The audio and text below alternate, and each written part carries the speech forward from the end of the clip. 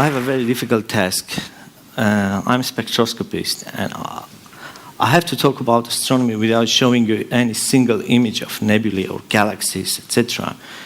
Because my job is spectroscopy. I never deal with images. But I'll try to convince you that spectroscopy is actually something which can change this world. Spectroscopy can probably answer the question, is there anybody out there? Are we alone? SETI. It's not very fun to do spectroscopy. One of my colleagues in Bulgaria, Neviana Markova, spent about 20 years studying these profiles. And she published 42 articles just dedicated to this object. Can you imagine day and night thinking, observing the same star for 20 years is incredible. But we are crazy, we do these things. And I'm not that far. I spent about 8 months working on these profiles because I've noticed a very small asymmetry in the profile of one of the planet host stars, and I thought, well, maybe there is lithium-6 in this star, which is an indication that this star has swallowed a planet, because apparently you can't have this fragile isotope of lithium-6 in the atmospheres of sun-like stars, but you have it in planets and asteroids. So if you engulf a planet or a large number of asteroids, you will have this lithium-6 isotope in the spectrum of the star. So I invested more than 8 months just studying the profile of this star. And actually, it's amazing because I've got phone calls from many reporters asking, have you actually seen the planet going into a star? Because they thought that if you are in a telescope, you are an astronomer, so what you are doing is actually looking in a telescope, and you might have seen the planet going into a star. And I was saying, no, excuse me, what I see is this one. It's just incredible because nobody understood really. I bet that there were very few people who really understood what I'm talking about, because this is the indication that the planet went into the star. It's amazing. Well, the power of spectroscopy was actually realized by Pink Floyd already in 1973. Because they actually said that you can get any color you like in a spectrum, and all you need is time and money to make your spectrograph. It's a #1 higher resolution, most precise spectrograph on this planet called HARPS, which is actually used to detect extrasolar planets and sound waves in the atmospheres of stars. How we get spectra? I'm sure most of you know from school physics that it's basically splitting a white light into colors. And if you have a liquid hot mass, it will produce something which we call continuous spectrum. A hot gas is producing emission lines only, no continuum. And if you place a cool gas in front of a hot source, you will see a certain pattern which we call absorption lines, which is used actually to identify chemical elements in a cool matter, which is absorbing exactly at those frequencies. Now, what we can do with the spectra, we can actually study a line of sight velocities of cosmic objects, and we can also study chemical composition and physical parameters of stars, galaxies, nebulae. A star is the most simple object. In the core, we have thermonuclear reactions going on, creating chemical elements, and we have a cool atmosphere. It's cool for me. Cool in my terms is 3,000, 4,000, 5,000 degrees. My colleagues in infrared astronomy call -200 Kelvin is cool for them. But everything is relative. So for me, 5,000 degrees is pretty cool. This is the spectrum of the sun. 24,000 spectral lines, and about 15% of these lines is not yet identified. It is amazing. So we are in the 21st century, and we still cannot properly understand the spectrum of the sun. Sometimes we have to deal with just one tiny weak spectral line to measure the composition of that chemical element in the atmosphere. For instance, you see the spectral line of the gold is the only spectral line in the spectrum of the sun. And we use this weak feature to measure the composition of the gold in the atmosphere of the sun. And now, this is a work in progress. We have been dealing with a similarly very weak feature, which belongs to osmium. It's a heavy element produced in thermonuclear explosions of supernovae. It's the only place where you can produce actually osmium. Just comparing the composition of osmium in one of the planet host stars, we want to understand why there is so much of this element. And perhaps we even think that maybe supernovae explosions trigger formation of planets and stars. Can be an indication. The other day, my colleague from Berkeley, Gibor Basri, emailed me a very interesting spectrum asking me, well, can you have a look at this? And I couldn't sleep next 2 weeks. When I saw the huge amount of oxygen and alpha elements in the spectrum of these stars, I knew that there is nothing like that observed in the galaxy. It was incredible. The only conclusion we could make from this is a clear evidence that there was a supernova explosion in this system which polluted the atmosphere of this star, and later a black hole was formed in a binary system, which is still there with a mass about 5 solar masses. This was considered as the first evidence that actually black holes come from supernovae explosions. My colleagues, comparing composition of chemical elements in different galactic stars, actually discovered alien stars in our galaxy. It's amazing that you can go so far simply studying the chemical composition of stars. They actually said that one of the stars you see in this spectra is an alien. It comes from a different galaxy. There is interaction of galaxies, we know this, and sometimes they just capture stars. You've heard about solar flares. We were very surprised to discover a super flare, a flare which is thousands or millions of times more powerful than those we see in the sun. In one of the binary stars in our galaxy called FH Leo, we discovered a super flare, and later we went to study the spectra of stars to see is there anything strange with these objects, and we found that everything is normal. These stars are normal, like the sun, age, everything was normal. So this is a mystery. It's one of the mysteries we still have, super flares, and there are 6 or 7 similar cases reported in the literature.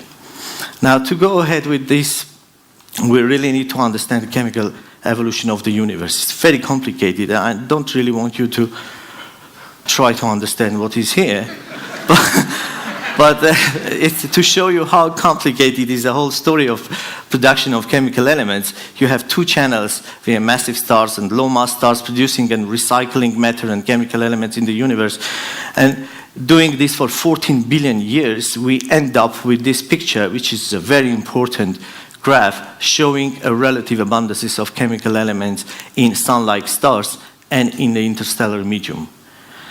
So, which means that it's really impossible to find an object where you find about 10 times more sulfur than silicon, 5 times more calcium than oxygen. It's just impossible. And if you find one, I would say that this is something related to SETI, because naturally you can't do it. Doppler effect is something very important from a fundamental physics. And this is related to the change of the frequency of a moving source. The Doppler effect is used to discover extrasolar planets.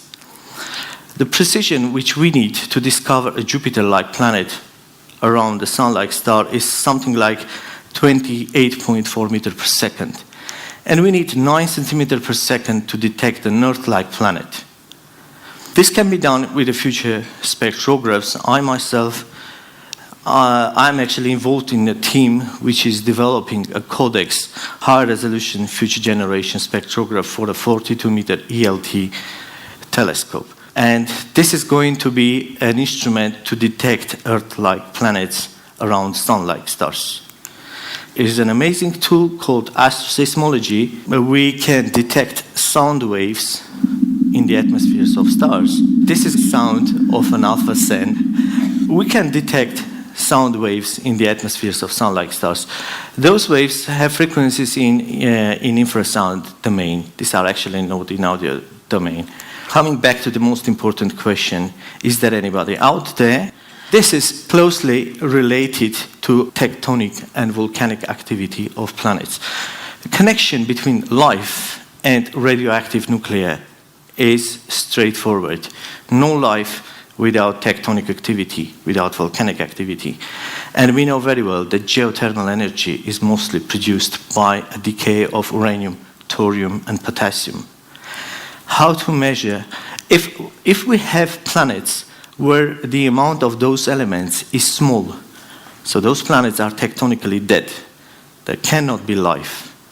If there is too much uranium or potassium or thorium, probably, again, there would be no life, because you can imagine everything boiling and there's too much energy on a planet.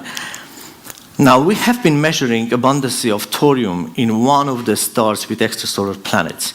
It's exactly the same game, a very tiny future. We are actually trying to measure this profile and to detect thorium. It's very tough. It's very tough. And first you have to convince yourself. Then you have to convince your colleagues. And then you have to convince the whole world that you have actually detected something like this in the atmosphere of an extrasolar planet, host star somewhere in 100 parsec away from here. It's really difficult.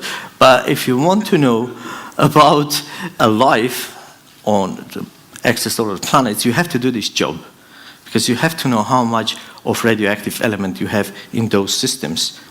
The one way to discover about aliens is to tune your radio telescope and listen to the signals. If you receive something interesting, and well, that's what SETI does actually, that's what SETI has been doing for many years.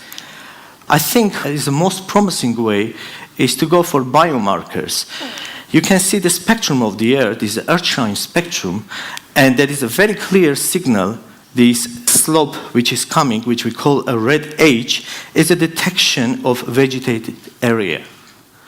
It's amazing so that we can detect vegetation from a spectrum. Now imagine doing this test for other planets. Now very recently, I'm talking about the last 6, 7, 8 months, water, methane, carbon dioxide have been detected in the spectrum of a planet outside the solar system. It's amazing. So this is the power of spectroscopy. You can actually go and detect and study a chemical composition of planets far, far, far from a solar system. We have to detect oxygen or ozone to make sure that we have all necessary conditions to have life. Cosmic miracles are something which can be related to SETI. Now imagine an object, amazing object, or something which we cannot explain when we just stand up and say, look, we give up. Physics doesn't work. So it's something which you can always refer to SETI and say, well, somebody must be doing this somehow. And with the known physics, etc., it's something actually which has been pointed out by Frank Drake many years ago on Shklovsky. If you see in the spectrum of a planet host star, if you see strange chemical elements, it can be a signal from a civilization which is there, and they want to signal about it. They want to actually to signal their presence through these spectral lines in the spectrum of a star in different ways. There can be different ways doing this. One is, for instance, technetium is a radioactive element with a decay time about 4.2 million years. If you suddenly observe technetium in a sun-like star, you can be sure that somebody has put this element in the atmosphere, because in a natural way it's impossible to do this. Now, we are reviewing the spectra of about 300 stars with extrasolar planets. And we are doing this job since 2000. And it's a very heavy project. We have been working very hard, and we have some interesting cases, candidates, so things which we can't really explain. And I hope in the near future we can confirm this. So the main question, are we alone? I think it will not come from UFOs. It will not come from radio signals. I think it will come from a spectrum like this. This is a spectrum of a planet like Earth showing a presence of nitrogen dioxide. It's a clear signal of life, and oxygen and ozone. If one day, and I think it will be within 15 years from now or 20 years, if we discover a spectrum like this, we can be sure that there is life on that planet. In about 5 years, we will discover planets like Earth around sun-like stars, the same distance as the Earth from the sun. It will take about 5 years. And then we will need another 10, 15 years with space projects to get spectra of Earth-like planets like the one I showed you. And if we see the nitrogen dioxide and oxygen, I think we have the perfect ET. Thank you very much.